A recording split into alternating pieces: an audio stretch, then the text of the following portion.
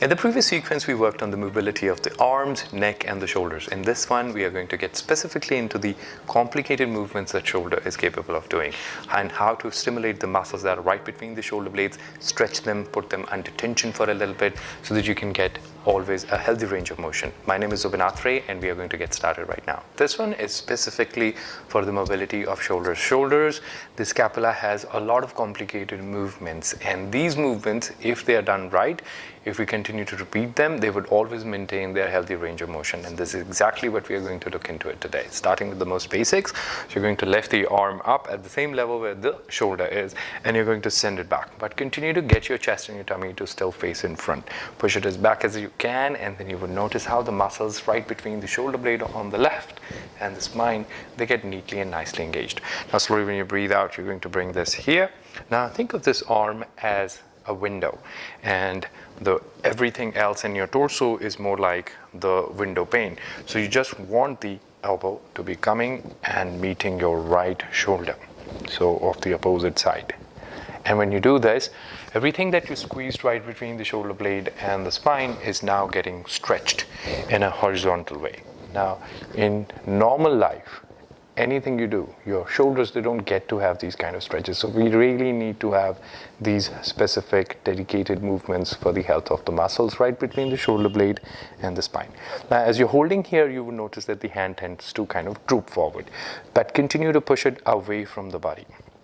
Push it as far as it can get, and you would notice how this very little movement creates a very specific tension just under the shoulder on the left.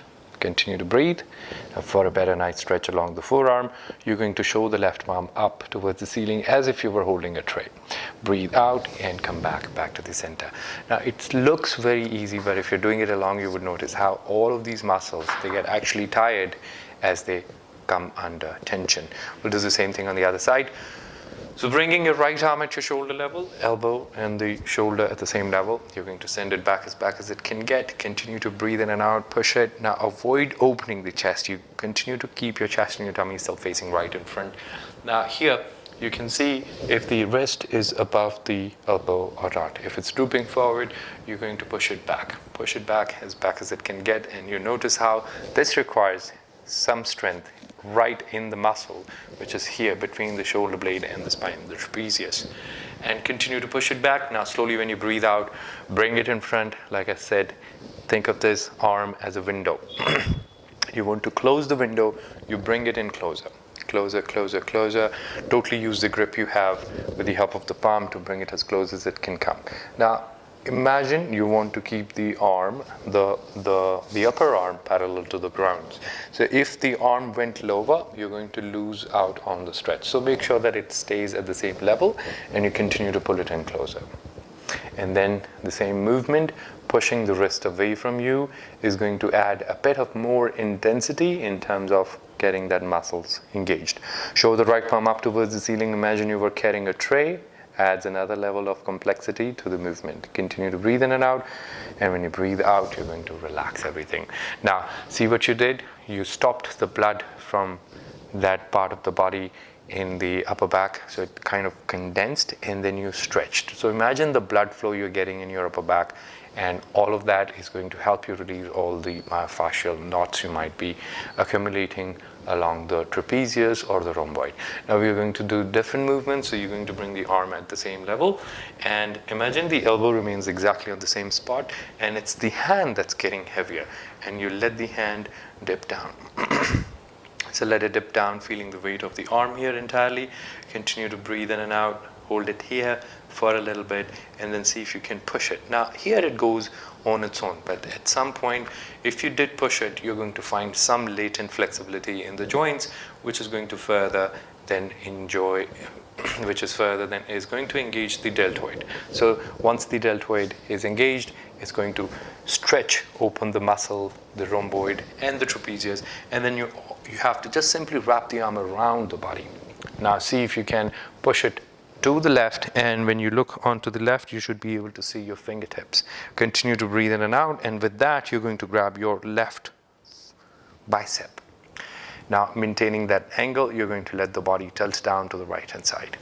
Continue to breathe and avoid holding your neck stiff. So use the weight of the head to lean the weight down to the side.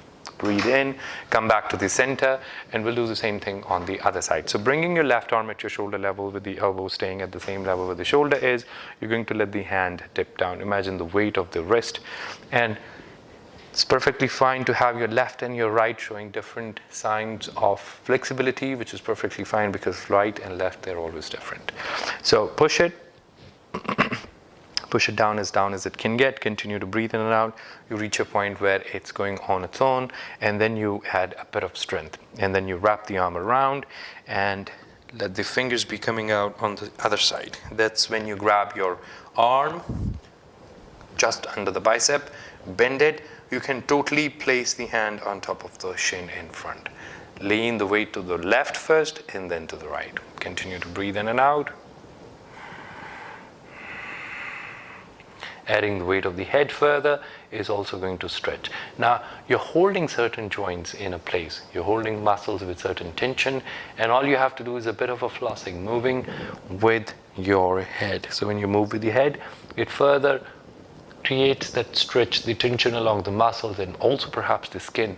And when you hold those positions and you do breathe in and out, really long inhalations, you will notice how that entirely impacts the way this entire region is concerned. Now we are going to do something different, which is where you get the elbows really close to your floating ribs.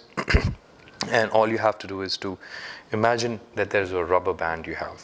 You want to pull that rubber band apart as far as it can get, and you want to get it minimum as wide as your Sukhasana is.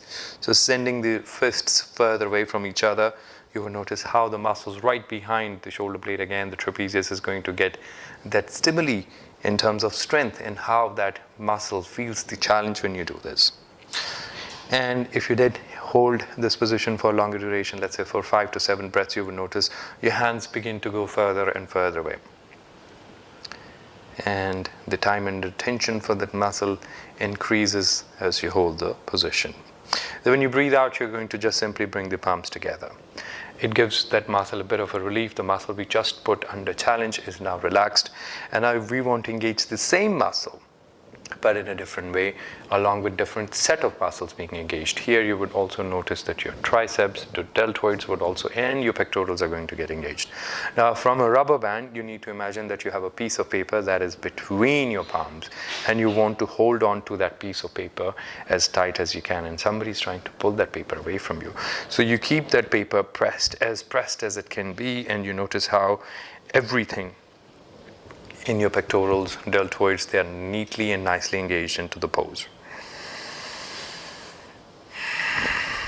It looks very simple, but it is actually quite challenging in terms of how.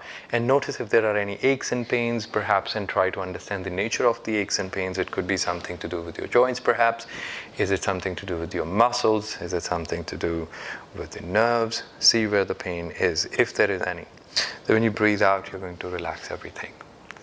Very simple sequence. You can combine it before your workout routines. You can combine it. It's great if you combine it before swimming or before your workout in the gym. This is a very short sequence, but not exactly easy to remember. So do save this video for later and maybe practice it right before your gymming workout session, before your swimming session. And if you have any other topic you want us to discuss and explain it and break it down into smaller bits of information, do let us know by commenting on our video. Subscribe to our channel. This is Ubinathre signing out. See you next time.